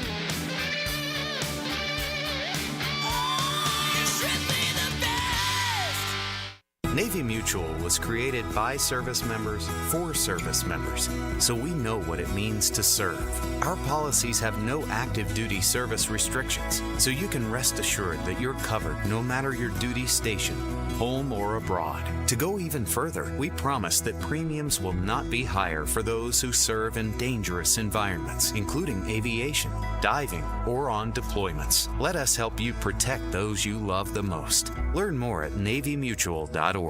Tired of changing out bad sod year after year? Get it done right with Roundtree Sod. Big or small, they have it, and always supplied farm fresh. For a lush, legendary green lawn, call 7414-SOD for a free estimate. 7414-SOD. 1010XL is presented by Farah & Farah, exclusive injury law firm of the Jacksonville Jaguars. Protecting you and your family. Call 396-5555. Jacksonville. Hacker After Dark on 1010XL. And thank you to Kelly Ford, KFordRatings.com, for joining us tonight, talking a little college football, SEC Media Days. You heard the spot there in the break. Begins on Monday out in Dallas, kind of a welcoming in for Texas and Oklahoma. Media Days out in Dallas. We'll hopefully have interviews certainly with Billy Napier, Kirby Smart, among many other coaches and players next week here on 1010XL and on 92.5 FM. So a lot more college football talk to come in the days ahead. We'll get back into the National Football League coming up in just a bit. You know, we began the Tuesday after Memorial Day. So you got to go back, what is that, to about 6 weeks now, 7 weeks. And we've been through every NFL division, both Eastern divisions, both Northern divisions, both Western divisions. This week, it's all about the NFC South. I'm on vacation next week, and the week after, the Jaguars begin training camp, and we'll end in the AFC South. So we've had guys on from every market. This week with the NFC South, we've already been to Tampa, and we've already been in Atlanta. We will go to Charlotte tomorrow night, coming up in less than 10 minutes. We'll go to the Big Easy. We'll go to the Bayou. Fletcher Mackel, NBC Television in New Orleans, is our guy when it comes to the New Orleans Saints. Really interesting offseason for New Orleans, right? There were the Marshawn Lattimore rumors. He ends up staying in New Orleans, it appears. Michael Thomas's time in New Orleans is over. Alvin Kamara is not getting any younger. Derek Carr, year 2 out there. Dennis Allen, the head coach, probably on the hot seat. They got a lot of questions in New Orleans. There's no doubt about that. So we'll talk Saints, where they fit in the NFC South. Again, Tampa, probably the favorite coming in. They're the defending champion. Atlanta with Kirk Cousins. I think Carolina is still a year or two away. New Orleans is a team that, to me, could go either way. They could surprise some people in either direction, good or bad. So let's talk about the Saints offseason, how it's gone so far as our NFC South preview continues. Fletcher Mackel, NBC Television in New Orleans, joins us next. It is a Wednesday night in Jacksonville, Florida, and we're glad you're with us. With Dylan Denmark, the hacker Ryan Green with you. Hacker After Dark, 1010XL and 92.5 FM. It was a place of brotherhood, camaraderie, love, and trust. The Gators celebrate as national champions. Being a Gator, it's unique. It's a drive. It's a passion that is relentless. 1010XL, home of the Florida Gators. She posted about us just now. Celebrities can't get enough of Bianna's bespoke skincare line. She has 147 million followers. How do we monetize? She needs a social media associate to help her with the hype. We should repost this. Do we need a hashtag? Indeed can help her hire great people fast. I need Indeed. Indeed you do. You can schedule and conduct virtual interviews all from your employer dashboard. Visit Indeed.com/credit and get $75 towards your first sponsored job. Terms and conditions apply. Duck Rooter is a proud partner of the Jacksonville Jaguars, and we are looking for top talent to join our team. If you are a plumber, CDL driver, or have experience installing septic drain fields, come join Duck Rooter and let's win together. We offer our players a full package that includes excellent weekly pay, paid holidays, health insurance, and new state-of-the-art equipment. Log on to DuckDuckRooter.com and click on the careers page to apply. That's DuckDuckRooter.com. Duck Rooter is an equal opportunity employer. I'm Jeff Middlecoff with Trustline Mortgage. My business partners, Alan Tyre, Bill Pappas, and Ken Rimley, have been helping first-time home buyers with their mortgage financing all over Florida for 34 years. First-time home buyers can get no or low down payments, anywhere from 0 to 3.5% down. As a first-time home buyer with Trustline Mortgage, you get added benefits for doing your loan with us, like lower rates on your mortgage insurance and lower closing costs. Oh, and did I forget to mention that Trustline gives first-time home buyers better mortgage interest rates? Here's the bottom line. Trustline Mortgage wants to help first-time home buyers accomplish your goal of home ownership. That's why Trustline Mortgage is offering the best first-time home buyer benefits around, period. Trustline Mortgage delivers with no and low down payments, lower closing costs, and better interest rates. Call Trustline Mortgage today at 381-LOAN. Yes, 381-LOAN to find out how we can help you buy your dream home. Or visit our website at TrustlineMortgage.com. Trust your instincts and follow the line to Trustline Mortgage. Certain restrictions apply. See office for details. Trustline is an equal housing opportunity. MLS number 331480. Hello, sports fans. Hicken here. Let's talk skin. I Am Beaches Dermatology are reminding you to wear your sunscreen. If you're an active parent hanging at the fields, in your boat to fish, or like to chill at the sandbar, wear sunscreen. But if you're the one that decided for years it's not cool, guess what? Cancer isn't cool either. So when grabbing the clubs for your tea time, gassing up the boat, or grabbing the chairs for your kids' games, make sure you bring the screen. Any concerns now? Give Beaches Dermatology a call online at beachesdermatology.com. Give a man a fish, he'll eat for a day. Teach a man to fish. And he's listening to the Nimnicht Outdoor Show. With tips and stories. Presented by Duck Rooter Plumbing, Septic and Air Conditioning. Every Saturday morning, 7 to 10. On 1010XL. If you're searching for a new fence installation, challenge yourself to find a fence company with more positive online reviews than Superior Fence and Rail. With over 3,000 reviews and a 4.9 out of 5 review range, Superior Fence and Rail is, well, superior. So take the online challenge or let their professional team show you what superior service looks like. Superior Fence and Rail, where quality matters. SuperiorFenceandRail.com.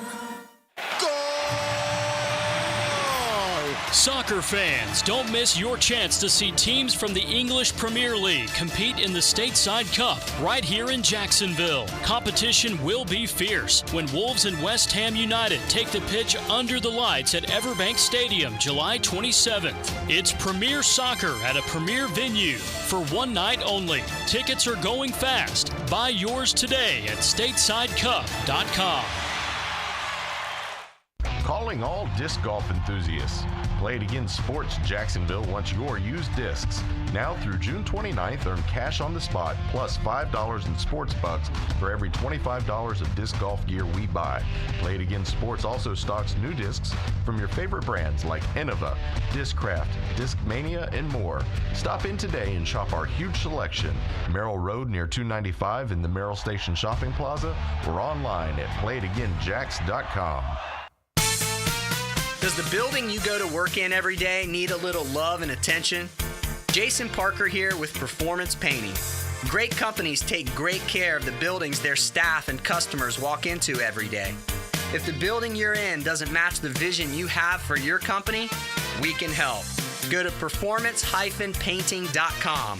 Our highly trained team makes the difference. Quality coatings applied with pride. PerformancePainting.com. Dave and Ammon here with Zero Res. So Ammon, you have worked for Zero Res since you were 9 years old. What makes Zero Res the right choice for cleaning carpets and tile? I can think of 3 simple reasons. We have the best process, the best people, and our promise to do the best cleaning possible every time. So what deals does Zero Res offering for this month? July is National Carpet Cleaning Month, so for home carpet cleaning, we're offering $49 per room, and for businesses, we're offering 20% off. Sounds like a great time to get your carpets cleaned. Zero Res. Spelled forward or backwards, it's the right way to clean. Frank Frangie here for Stanley Pools. You know, pool design has come a long way, and if your pool is outdated, Stanley Pools specializes in bringing older pools up to date for the whole family to enjoy. That's why I did it a few years ago, and man, I love the way my pool looks now after we added travertine pavers and so much else. Stanley Pools has been serving our community since 1988, so call them today at 269-7277 or find them online at stanleypoolsfl.com. That's Stanley Pools, a family tradition of fine swimming pools. 1010XL is presented by Farah & Farah, exclusive injury law firm of the Jacksonville Jaguars. Protecting you and your family. Call 396-5555. Jacksonville. Packer After Dark on 1010XL. Back here on 1010XL and 92.5 FM in the city of Jacksonville, we are glad you are with us as our NFC South preview continues. We will make stops in Atlanta, in Carolina, and in Tampa Bay. Tonight, it's all about heading out to the Bayou and the New Orleans Saints. Derek Carr, Dennis Allen, what's in store for the Saints coming off what some would think may be an underwhelming 2023 campaign. With that, Fletcher Mackel is the sports director of WDSU TV in New Orleans, and he's always kind enough to join us here on 1010XL in Jacksonville. Fletcher, how you doing?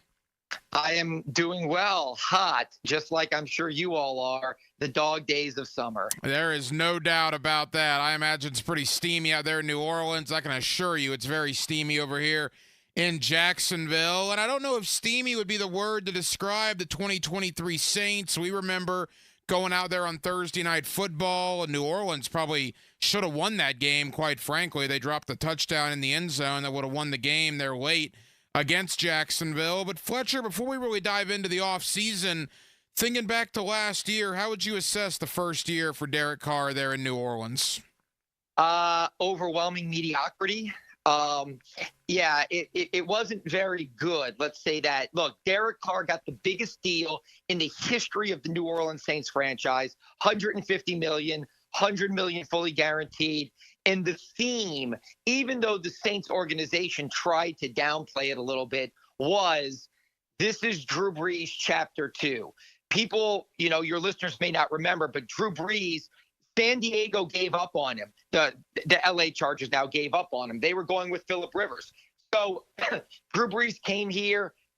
People doubted would he ever play again after the shoulder injury. He gets to New Orleans. He teams up with Sean Payton. They kind of reignite the franchise and take it to places it had never been. Those were the same themes when Derek Carr got here. It was, we've got Alvin Kamara, we've got Michael Thomas, we still have Pete Carmichael, one of the architects of that Peyton Brees offense. Derek Carr just needed to get out of a bad Raiders organization, and he's ready to take off in his career, chapter 2, so to say, just like Drew Brees did. Except, unfortunately, Derek Carr is not Drew Brees. The offense was pretty wonky for most of the first half of the season. And I would argue that while it was better in the second half, it was a lot of empty calorie stats because, look, I was there for a crucial game late in the season in LA against the Rams. The Saints were down 31-7 midway through the third quarter, and the Rams took their foot off the gas. Derek Carr throws for 150 yards, 2 touchdowns, and 2 two-point conversions in the fourth quarter. The numbers look gaudy, but it was meaningless. So the long-winded answer I'm giving you is mediocrity, defined would be the way I would describe Derek's first season here in New Orleans. Year 1 to year 2, how has Derek Carr looked, OTAs, minicamp through the offseason? So here's my canned answer for that. 32 teams right now in June are winning the Super Bowl. Hope reigns supreme in the summer and in the offseason because the great thing about the NFL is teams go from worst to first pretty quickly. I mean, you all saw it firsthand last year with the Houston Texans going from being embarrassingly bad to being a team capable of winning playoff games. Right now, everyone is thinking that the Clint Kubiak offense, Clint Kubiak was the quarterback's coach of the San Francisco 49ers. You know, we know what Kyle Shanahan has done with that offense and how masterful they have been. So in the offseason, Derek Carr looks good. And Derek Carr has a ton of ability. I mean, you watch him throw and spin it, and you go, man, oh, man, this guy can do everything on a football field. But execution in the game is going to be more important. They have implemented more play action, which is something Carr did well last year. And Clint Kubiak seems to be a very, very smart X's and O's coach. So right now, there's a lot of hope that this is the coach that finally gets the best out of Derek Carr, and this team can potentially win a very winnable division. But, you know, the rubber's going to meet the road the second week of September or the first week of September, and we'll see what it all looks like for real.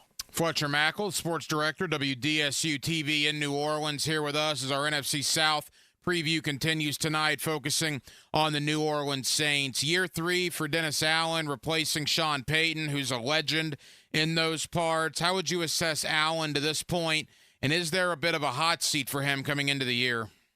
Yeah, people thought there was a hot seat in year 1 and in year 2, and there really wasn't. I tried to tell people that this year there is a hot seat. And look, Dennis Allen is an awesome defensive coordinator. I know people remember how bad he was with the Raiders with Derek Carr when Carr was a rookie, and they were pretty bad. And he has been underwhelming here. And I don't know if he's ever going to be a great head coach. He is a masterful defensive coordinator. I think he's leaning more towards Steve Spagnuolo. Spagnuolo was a great defensive coordinator with the Giants, got a head coaching opportunity with the Rams. It was an epic failure. And now since then, he has become back to being one of the best defensive coordinators in the league. He's a multiple-time Super Bowl champion with Kansas City. Dennis Allen is an amazing defensive coordinator. I still think the jury is out. Is he a great head coach? Make no mistake. If the Saints don't win a winnable division this year, I do think there'll be some type of significant changes.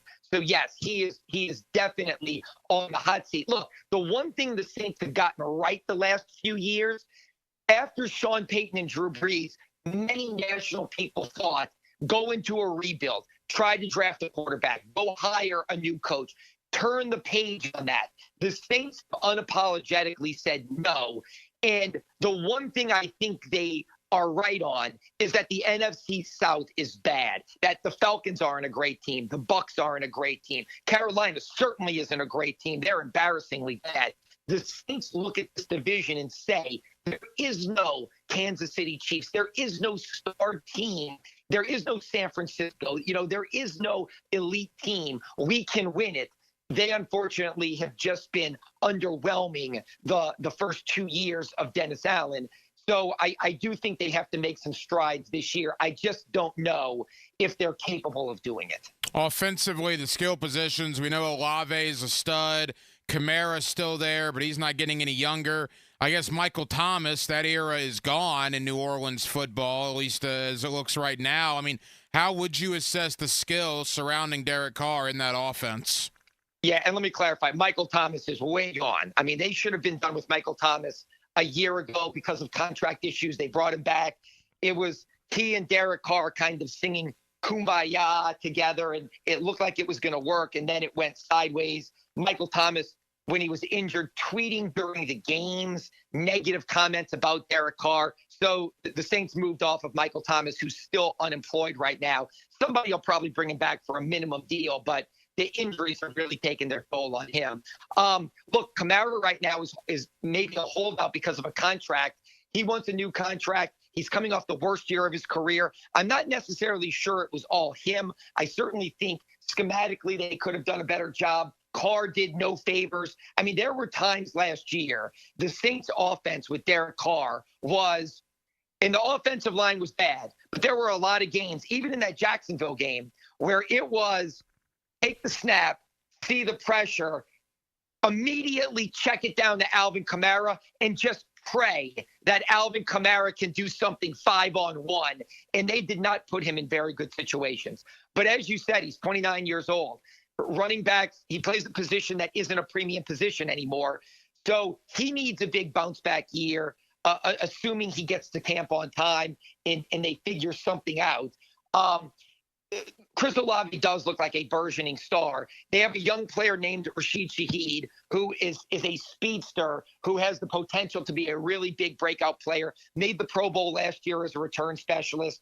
They're using him in a lot of different areas in the offseason.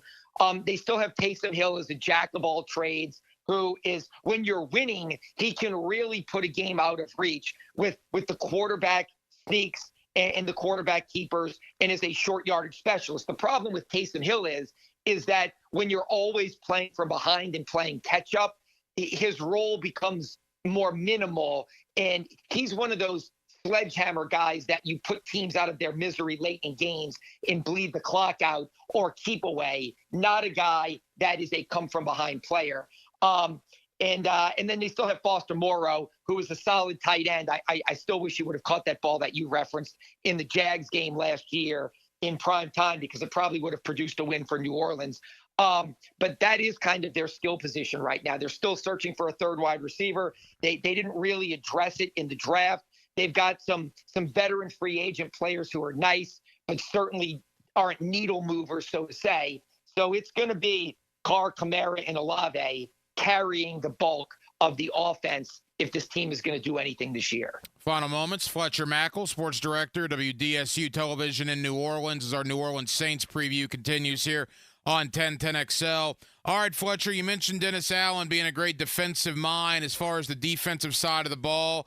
We know they got playmakers over there. There was a lot of talk about Marshawn Lattimore for a large portion of the offseason. Jacksonville maybe even snooping around there. Obviously, Lattimore is back with New Orleans. It looks like that's been reconciled. Along with Lattimore, how does the defense look heading into the year?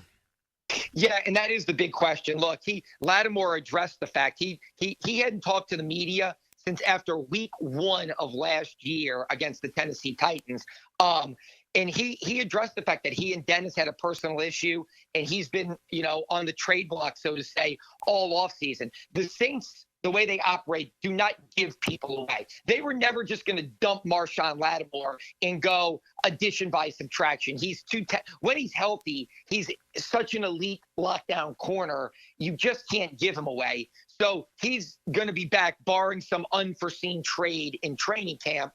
And in this defense, even though they're a little long in the tooth and their guys are older, Demario Davis was an all-pro at 35 last year. Cam Jordan is still an Iron Man in his 30s. Tyrann Mathieu, last year was one of his more productive years, even going back to his Kansas City days, for what he meant to this defense. So while they are an aging defense, make no mistake about it, they still have good players, and they still have an infusion of young talent like Brian Brzee on the line, and some young cornerbacks like Paulson Adebo and Alontae Taylor. So again, I'm not concerned about the defense. Even if they're not a top 5 unit, they're going to be a top 10, the top half of the league unit. The big question is offensively, can they get it together and balance everything out? Look, for so long, the Saints were Breeze and Peyton, top 3 offense for a decade, and the defense just had to be okay, and they were going to win a lot of games. They now need to be a balanced team. The defense, I think, is going to get there. It is going to be there. The offense has to get there for this team to maybe get to double-digit wins. Fletcher, 2 final thoughts. Number 1, you mentioned the division earlier. We've been all over the division this week. The vibe I get, Tampa Bay likes their chances to repeat. Carolina's in a rebuild. Atlanta, they really don't know. It depends about Kirk Cousins. And New Orleans is kind of the unknown from a lot of the other markets. How would you, in New Orleans, assess this division? Yeah, I think Carolina is going to be slightly better. They can't be any worse. Look, Dave Tepper and what they've done there it's embarrassing. I mean, they're an embarrassing organization. They've gone from a rock-solid organization to me, maybe the most embarrassing organization in the NFL. And I think they'll be better because they just can't be any worse. But I certainly don't think they're going to make some monumental rise up the standings and compete for the division, even though I think they will get better No doubt about it. I think Tampa has hit their ceiling. Tampa reminds me a lot of Seattle from 2022. Geno Smith was the comeback player of the year. They get into the playoffs. Nobody expected anything. That's what Baker Mayfield and Tampa were last year. They signed Baker to a small prove-it deal. He has a great year. They make the playoffs and win a weak division. I don't think they can get any higher. I think they're at their ceiling. I think Atlanta and New Orleans are the two wild cards. I really think Kirk Cousins is a good player. I've seen a lot of Atlanta, obviously, because they play the Saints twice a year and they're arch rivals. I think if Kirk Cousins is the player they think he can be, they've got a chance to win this division. But is he healthy? Is he still the same player? Can it all come together quickly for them? That's the big question. And then the Saints, I just don't know. I mean, look, I could make an argument that they were two last-second plays, the Jacksonville game and then a walk-off field goal in a game where they blew a 17-point lead against Green Bay. They went 9-8. They certainly could have been 11-6 and ran away with this division. But there were some other games that I could argue the opposite and say they walked away with a win when they should have lost. So I still think they're a great unknown. I don't think Carr is all of a sudden going to become a top 10 quarterback. I don't think this team is going to go win 14 games, but I certainly think they're capable of getting to 10 or 11 and winning a weak division. That being said, I certainly think they could regress and go back to 7-10. So I think that New Orleans and Atlanta are my two wild cards. I certainly think Tampa's going to be 8-9, 9-8. And while Carolina will be better, I don't think they're going to be good. But I think this, just like the last 2 years, this division is going to come down to a 9-8 champion on maybe the last week of the season. And I really don't know which kind of average team it's going to be, New Orleans, Tampa, or Atlanta. Fletcher, final question. We got about 90 seconds. You've covered the Saints forever. You obviously are very familiar with Ryan Nielsen and the job he did for that organization. He's the brand new DC here in Jacksonville. Quickly, let the Jaguars in on Ryan Nielsen and what kind of defensive coordinator they're getting. Yeah, he's really good. You got a great 1 year in Atlanta. It was obviously Arthur Smith was the reason why that staff is out, not because of anything Nielsen did. But look, he's a guy in demand. The Saints defensive line was as productive as it ever was under Ryan Nielsen. He developed players. You've got a really, really good defensive coordinator that one day is probably going to be a head coach in the NFL. It was a tremendous hire. And I would say your defense is going to have a really successful year with him as its coordinator. Jaguar fans will love to hear that. Fletcher Mackel, sports director, WDSU Television in New Orleans. Fletcher, I know you're busy. Thank you as always, my friend. Get a couple of weeks of rest because training camp is right around the corner, and we'll talk soon, my friend. All right. Thanks for having me. Now, the cool down with Donovan Air Electric and Plumbing, keeping Jack's cool since 1987. And thank you to Fletcher Mackel, WDSU TV in New Orleans, for joining us tonight here on Hacker After Dark as our NFC South preview continues. We've now made stops in Tampa, in Atlanta, tonight in New Orleans. Tomorrow we will end our NFC South preview in Charlotte. And as far as the Saints go, look, interesting offseason. I think Dennis Allen clearly on the hot seat. We'll see about Derek Carr, year 2 there in New Orleans. Alvin Kamara certainly not getting any younger. New Orleans, kind of a quiet offseason, a quieter offseason, but they were a team that was right in the thick of it a year ago in that NFC South, so we'll see what happens there with the New Orleans Saints. Boy, we did a lot tonight here on Hacker After Dark, NFC South Talk, Fletcher Mackel, WDSU TV in New Orleans. Thank you to Kelly Ford. KFordratings.com is his website. Kelly's like a mad scientist when it comes to the world of college football. If you like analytics, if you like number crunching, if you like the mathematics of figuring out the game of football, that website is an absolute gold mine. I thought it was really interesting what he told us. Look, I don't expect this to happen. I don't think anybody expects this to happen. But with his rating system, Kelly believes the Florida Gators are literally the only team in the country that would have an argument to go 8-4 and make the playoff with their schedule and their strength of schedule, which I found interesting. And it just goes to show you again how tough that Gators schedule is. Clearly the toughest schedule in the nation coming into 2024. Again, Kelly Ford, kfordratings.com. We appreciate his time tonight here with us on Hacker After Dark. And back in hour number one, my buddy Ryan Fowler of Bleacher Report, talking Jaguars, the Trevor Lawrence contract, and looking around the rest of the AFC South as we are 3 weeks from tomorrow until the first preseason game, if you can believe that. The Hall of Fame game in Canton, Ohio is 3 weeks from tomorrow night. Of course, the Jaguar rookies report to training camp next Friday. The veterans come in on the 23rd, and 2 weeks from today, as a matter of fact, 2 weeks from right now, we will be talking about the first training camp practice. Again, it is open to you, the public. You got to register on Jaguars.com, but the 16 practices are open to the public, including the very first one there on Wednesday, July 24th. You know, speaking of the offseason, I talked about this earlier tonight as well.